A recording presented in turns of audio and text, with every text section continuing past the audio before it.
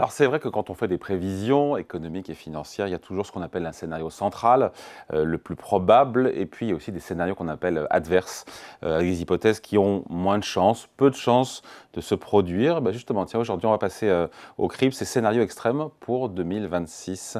Bonjour John. Bonjour David. John Plassard, responsable de la stratégie d'investissement chez Cité Gestion, en duplex avec nous depuis Genève. C'est un exercice annuel que fait la banque danoise Saxo, que d'explorer des scénarios extrêmes, des scénarios chocs, susceptibles de bouleverser évidemment les marchés. Là, ça c'est pour 2026. Mais qui ne se produisent jamais, sauf le jour où. Exactement. Et on sait que dans ces prévisions, ces dernières années, alors tout le monde les attend vraiment comme le lait sur le feu, mais il y a souvent une ou deux prévisions qui arrivent, comme par exemple la chute du gouvernement français ou autre chose, auquel potentiellement on ne s'attend pas en début d'année, et puis qui arrivent dans l'année. Donc c'est toujours assez intéressant de regarder. Ça nous fait sourire, bien évidemment, mais cette année, on voit qu'il y a deux, trois possibilités que ces scénarios extrêmes se matérialisent. Voilà, allez, on va les passer un par un, John. Déjà, l'effondrement du Bitcoin. À cause de quoi? À cause d'une machine quantique. Faut m'expliquer là. Ouais, c'est vrai que, en fait, lorsqu'on parle de quantique, vous savez, c'est l'accélération des données. On en parle beaucoup dans l'intelligence artificielle. On a besoin d'avoir une réponse, une réaction extrêmement rapide. Eh bien, on parle depuis très longtemps d'ordinateurs quantiques qui avancent beaucoup plus rapidement que prévu. Alors, selon les dirigeants d'entreprise, ça peut arriver dans les 10 prochaines années. Il y en a qui pensent que ça arrivera dans les 20 prochaines années. Et pourquoi c'est important pour le Bitcoin? C'est que on estime que lorsque l'ordinateur quantique fonctionnera totalement, eh bien, il pourrait casser le code source du Bitcoin et puis des crypto-monnaies, puisque vous savez que le Bitcoin et les crypto-monnaies se réinventent en fonction de la réponse de celui qui accepte ce qui est requéri vous savez, dans la blockchain. Et en fait, l'ordinateur quantique pourra aller plus vite que ça et casser le code source. Et donc, évidemment, si c'était le cas, eh bien, le Bitcoin et toutes les crypto-monnaies s'effondreraient. Alors, il faut juste rappeler un truc, si on met juste un bémol là-dessus, c'est que ce n'est pas du tout prévu pour 2026, ou plutôt c'est dans 10 ans. Mais on avance beaucoup sur cette thématique. C'est pour ça que c'est important de mettre le doigt dessus. En 2026, on le sait, il y aura des élections de mi-mandat aux États-Unis. Elles pourraient être chaotiques, ces élections, dans un scénario Alors, critique. elle pourrait être critique parce que de plus en plus, eh bien, Donald Trump sent que le vent peut tourner et que potentiellement, eh bien, il n'aura plus la majorité des deux chambres. On sait que lors des 22 dernières élections, on a 20 fois où eh bien, c'est le camp adverse qui a pris beaucoup de sièges.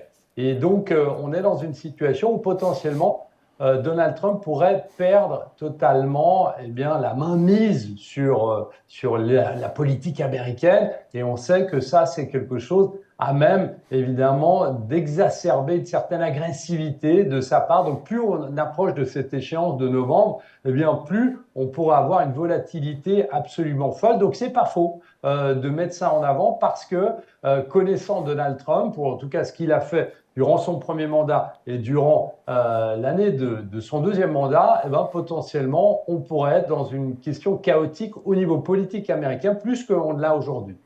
Dans le scénario extrême imaginé par Saxo Bank, il y a l'introduction en bourse de SpaceX pour 1000 milliards de dollars, mais ça pour le coup c'est relativement attendu. Exactement, c'est attendu. On parle même de 1500 milliards de dollars pour SpaceX, qui serait la deuxième entreprise après Aramco, vous savez, l'entreprise pétrolière des Émirats, qui avait été cotée en bourse pour 1700 milliards de dollars. Alors, pour le coup, c'est pas un scoop, parce que je pense que lorsqu'ils ont écrit ça, eh bien, Elon Musk n'avait pas encore dit que ce serait quasiment certain, mais là, on s'y attend puisqu'il l'a répété à plusieurs reprises. Donc effectivement, on voit que là, il y a un des paris absolument fou qui, foncièrement, n'est pas si fou que ça. Dans les paris un peu plus fous, il y aurait une intelligence artificielle qui serait à la tête d'une entreprise du Fortune 500.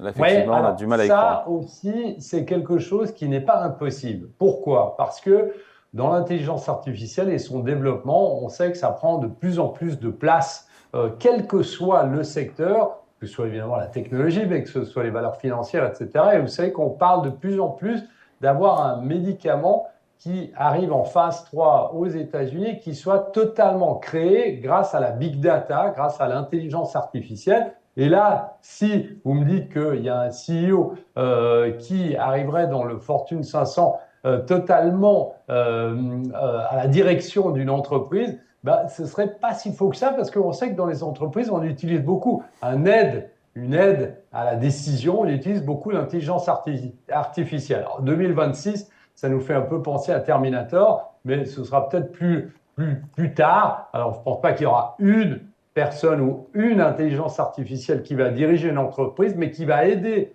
aux dirigeants. Oui, ça c'est sûr, ça arrive déjà, on y est déjà aujourd'hui. Autre pari fou, le yuan qui détrônerait, qui supplanterait, qui surpasserait le dollar. Comment c'est possible ça?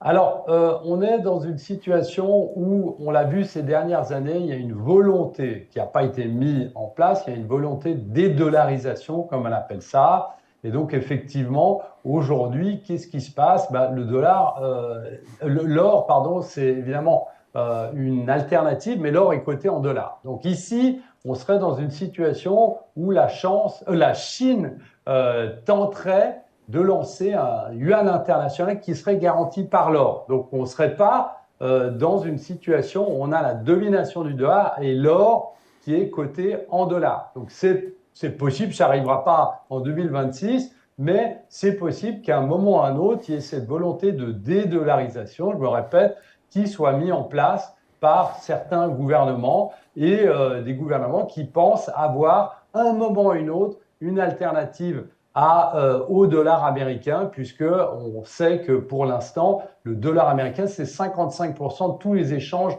mondiaux, loin devant l'euro, par exemple, qui stagne à 20%. Bon, il y a d'autres paris fous qui peuvent paraître en apparence anecdotiques. Le mariage entre deux Taylor Swift, en quoi ça pourrait changer la donne? Ou alors une nouvelle pilule anti-obésité? Alors ça met en avant plusieurs choses. D'abord, si on parle du mariage de Taylor Swift, elle va se marier, hein, c'est pas un scoop, avec un joueur de football américain, me semble-t-il, qui s'appelle Kills. Ça ferait potentiellement exploser les naissances et réorienterait toute une génération vers la vie de famille parce que ça a l'air d'être une famille extraordinaire. Alors, ça met le doigt sur le fait qu'on est dans une situation où, globalement dans le monde, alors tout petit peu moins en Afrique, mais globalement dans le monde, que ce soit en Asie et aux États-Unis, ben, on fait de moins en moins d'enfants. Et donc effectivement, ici, ça met en avant le fait qu'il faut, pour renouveler, je dirais, la population américaine, avec l'immigration bien évidemment, mais il faut aussi faire plus d'enfants et c'est ce doigt sur lequel eh bien, Saxo Bank appuie. De l'autre côté, le médicament GLP-1, alors on sait qu'on a Novo et Eli Lilly qui sont en train et qui devraient avoir dans les prochains mois, on devrait accepter aux États-Unis d'avoir une pilule, parce que maintenant c'est des injections, des petites injections qu'on fait chaque 2 semaines, eh bien d'avoir une pilule, et on sait que c'est un business de plusieurs milliards de dollars, et là ils exagèrent encore une fois, mais pourquoi pas, en disant pourquoi pas avoir des pilules qu'on donnerait aux animaux domestiques, et notamment aux chiens ou aux chats qui seraient un peu trop gros, et donc on leur donnerait ces médicaments et ça les empêcherait d'avoir de l'embonpoint. Donc, ça nous fait sourire, mais l'histoire de la pilule anti-obésité, bah, ça va arriver dans les mois qui suivent. Allez, merci beaucoup. John Plassard, donc, en duplex avec nous depuis Genève, responsable de la stratégie d'investissement chez Cité Gestion. Merci, John. Merci, très bonne journée.